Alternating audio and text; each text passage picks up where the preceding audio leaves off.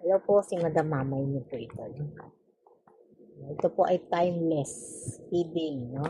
Kapag nakita mo ito, tapos kung ano yung tamang oras, no? Ito yung talagang panahon para sa iyo.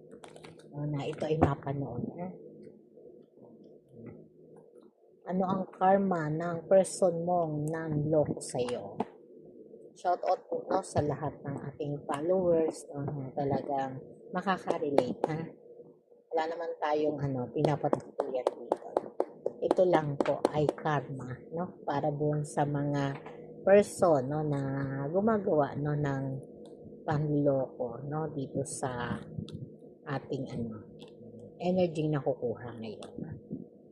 At base po dito, no, talagang dumating sa panahon, no, na ang person mo, no, ay pinagkatiwalaan mo, binigyan mo ng oras, panahon, minahal, no, pero yung ibinalik sa iyo ha ay medyo no, parang masalimuot, no, na mga energy, no, na kailangan mo ha na magpahinga, no, kailangan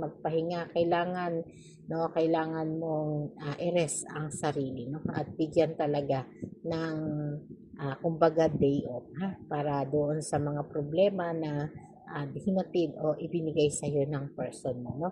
Yung iba po, no, na nasasagap natin dito ay may energy po ng kasal, no. Ang iba naman po ay single pa, ha.